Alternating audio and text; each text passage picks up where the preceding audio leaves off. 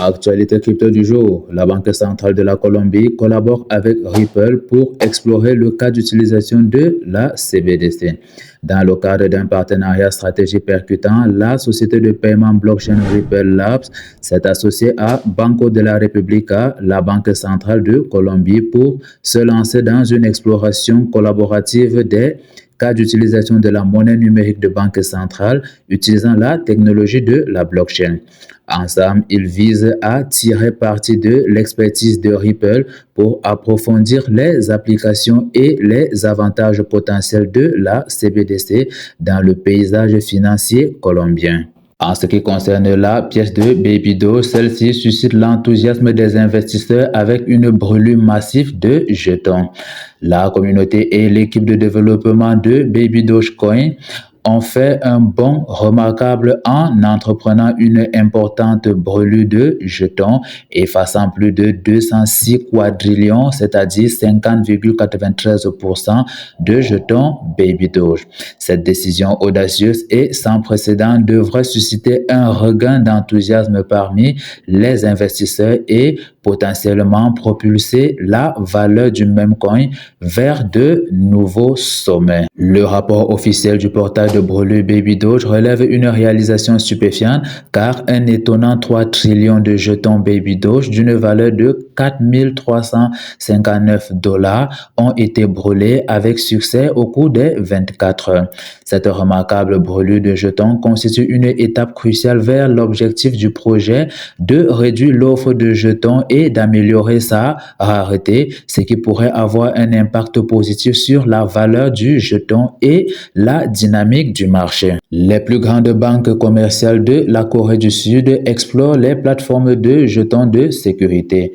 Nyangyo Bank a révélé que les principales banques de la Corée du Sud, dont Industrial Bank of Korea, Shiban Bank et Woori Bank, ont rejoint son consortium pour les offres de jetons de sécurité. Le consortium a également vu la participation d'autres sociétés technologiques financières telles que Fundbird Trackchain qui sont des filiales d'Atom et Arpio qui sont des filiales d'investissement d'art fractionné portant le nombre total de participants à 18 entreprises. La capitalisation boursière de la crypto-monnaie s'approche de 1000 milliards de dollars malgré les baisses de prix. Ethereum par exemple a chuté de 6% au cours des dernières 24 heures et se négocie actuellement à 1630 $, ce qui représente une perte de 11% au cours des 7 derniers jours. De même, le Bitcoin a enregistré une baisse de 4% au cours de la même période et il a chuté de 6% au cours de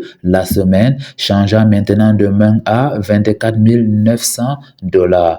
Le marché a connu une tendance baissière, ce qui a fait chuter la capitalisation boursière totale de la cryptographie à seulement 1,06 billion de dollars aujourd'hui.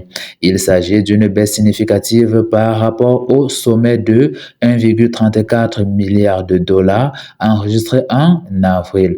Bien que la capitalisation boursière soit passée sous la barre des 1000 milliards de dollars en mars, elle n'est pas restée en dessous pendant une période prolongée depuis la fin de 2022. L'autorité des marchés financiers voit les demandes de médiation augmenter. En France, de plus en plus de crypto-entreprises parviennent à obtenir leur enregistrement en tant que PSAN auprès de l'autorité des marchés financiers. Cette dernière incite même les sociétés cryptographiques américaines à venir préférer la France aux États-Unis. Mais ce grand pouvoir de régulation ne va pas sans de grandes responsabilités. Ainsi, l'AMF doit faire face à de plus en plus de demandes de médiation venant de ce jeune secteur. Car la page 51 du rapport de l'AMF nous permet de comprendre que le nombre de différents relatifs aux cryptoactifs sont passés de 44 en 2021 à 54 demandes en 2022, soit une hausse d'un peu plus de 23%. À titre de comparaison, la seule PEA mentionnée ci-dessus ont, eux, généré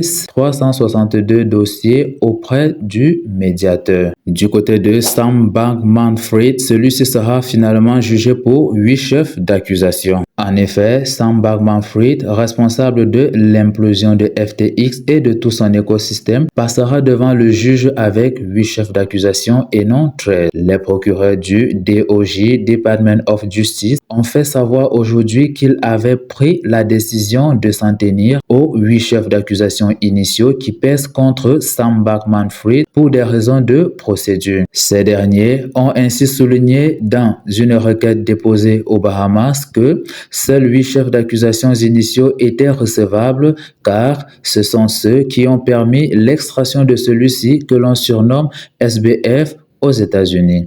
Les 4 chefs d'accusation relevés sont notamment 2 accusations ajoutées de fraude, une accusation de complot, une concernant des malversations auprès des fonctionnaires chinois. Les 8 chefs d'accusation restants seront à l'ordre du jour lors du procès de SBF qui aura lieu en octobre 2023. Enfin, CoinEx ferme ses portes aux États-Unis. La procureure générale de New York, Letitia James, avait annoncé la poursuite au mois de février dernier. C'est l'accusation habituelle qui était retenue et le procureur estimait que CoinEx proposait des ventes de security ou valeurs mobilières sans être au préalable enregistrées. La plainte affirmait donc que CoinEx se présentait faussement comme une bourse d'échange de crypto-monnaies.